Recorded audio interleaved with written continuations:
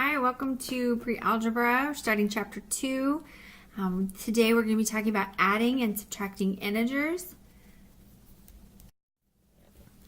First, a few vocabulary words.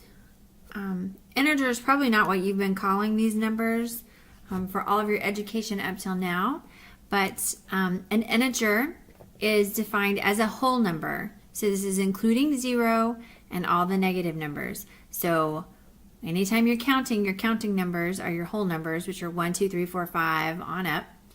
An integer is the counting number and 0 and all of your counting numbers with the negatives in front. So that's what an integer is.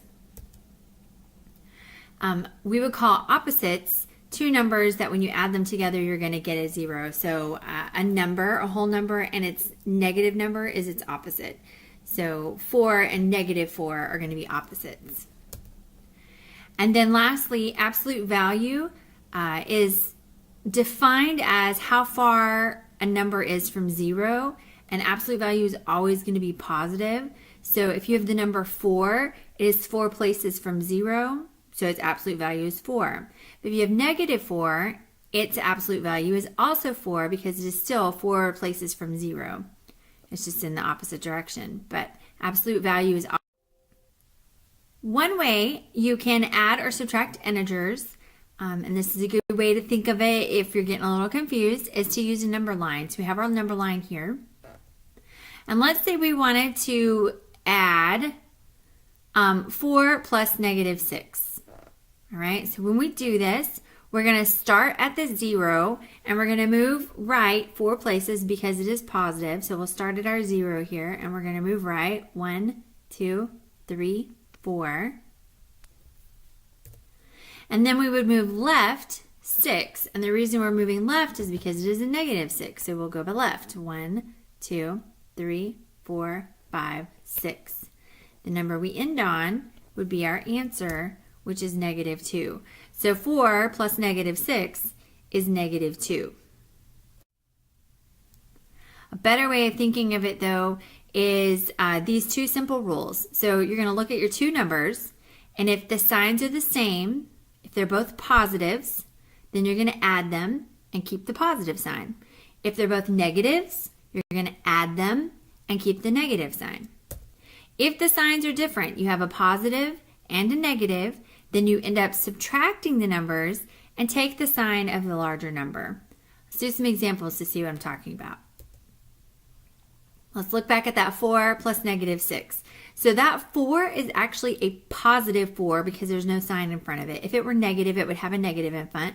But because it doesn't have a negative in front, we're going to assume that it is positive. So we have a positive 4 and a negative 6. These are different signs. And so even though this sign right here says add, what's really important is that this is a positive 4 and a negative 6. And so we're going to subtract 4 and 6, and we're going to keep the sign that's in front of the 6. So the 6 minus 4 is 2, and we're going to keep that negative in front, so it would be negative 2. All right, let's give it a try. Let's start with negative 3 plus negative 5. First thing we want to look at are what signs are in front of our numbers. We have a 3 here, a negative, and we have a negative here. So if you have two negatives, those are the same sign, so we're actually going to add. So take your 3 and your 5. 3 plus 5 would be 8. And we're going to keep the sign that's in front of both. So the answer would be negative 8. Let's look at negative 3 plus 6. We look at our signs. We've got a plus and a minus. Since they are different, we're actually going to subtract. So think 6 minus 3 is 3. And what is the sign that's attached to our larger number? It's the positive. We don't need to add a positive in front of the 3. It means the same thing, but that's the way we wanted to write it because you don't need to add a positive to the front, only a negative if it is a negative answer. Every once in a while, we'll be evaluating expressions with integers. Remember, an integer is a negative number, a 0, or a whole number. So when we evaluate, we're going to do a substitution. Let's evaluate b plus 12 if b is equal to negative 5.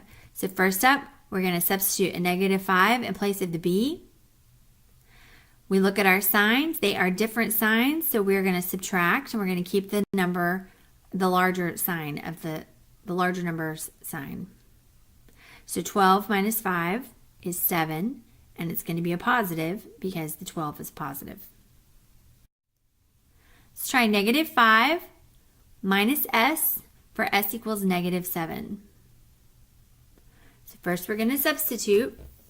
Let's rewrite it here. We've got negative 5 minus negative 7. What you want to be careful of is anytime you have a negative and a negative that are next door to each other like this around the parentheses, this actually, a negative and a negative in math make a positive. So we're going to need to rewrite this as negative 5 plus 7. So now our signs are different. Different signs mean when we subtract. So we're going to subtract this. 7 minus 5 is 2. The sign in front of our 7 is a positive, so it is a positive 2. All you have left to do now is to click on the link below the video here and complete the homework on ProProfs. We'll see you in class tomorrow.